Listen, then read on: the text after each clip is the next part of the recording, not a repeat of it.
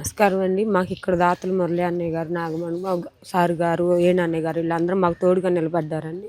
మురళి అన్నయ్య గారు మమ్మల్ని బాగా ఎక్కువ వాళ్ళ హాస్టల్ కాడ పెట్టుకొని గణేష్ హాస్టల్ కాడ మా సాలరీ ఇచ్చారండి. భోజనం, టిఫిన్ అన్నీ మా పిల్లలకి ఏదన్నా కావాలన్న నిత్యావసరాలన్నీ మాకు ఆ రోజు రేత్రి సార్ అందించారండి మురళి అన్నయ్య గారు. మీకేం ఇబ్బంది లేదమ్మా, నేనుండాము, మేమందరం ఉన్నాము, నీకు తోడుగా ఉంటామని మాకు భరోసా ఇచ్చారండి అన్నయ్య గారు, సార్ గారు వీళ్ళందరూ కలిసి దేవుళ్ళలాగా మమ్మల్ని ఆదుకున్నారండి. మమ్మల్ని పిలిచేవాళ్ళు ఎవరు లేకపోయినా వీళ్ళందరూ ముందుకు వచ్చారండి.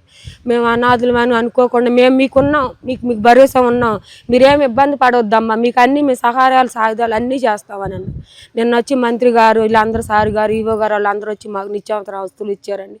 బియ్యం కట్టలు, బట్టలు అన్నీ మాకు ఇచ్చారండి. ఈరోజు బీరువా కూడా ఇచ్చారండి. దేవుడు అన్నయ్య సార్ గారు ఇప్పుడు దాకా కూడా మీరు ఇంకా 2 రోజులు ఉండండి అమ్మ, మీకు ఇల్లు కలిగేదాకా ఉండి మీరు తినండి, మాకేం ఇబ్బంది లేదు, మిమ్మల్ని చూస్తాం, గ్యాస్ అన్ని ఇప్పించారండి. మురళి అన్నయ్య గారు, సార్ గారు వీళ్ళందరూ మా తోడుగా నిలబడ్డారు. మాకు ఈ పక్కా ఇల్లు కట్టించి మాకు గృహం నిలబడితే చాలండి చేస్తారండి అన్నయ్య వాళ్ళు మాకు చెప్పారు. మీకేం బాధ లేదమ్మ, మేము ఉన్నాం, మీకు ఇల్లు కూడా కట్టించే భరోసా మాది అని నమ్మకం ఇచ్చి మాకు అన్నీ చేశారండి.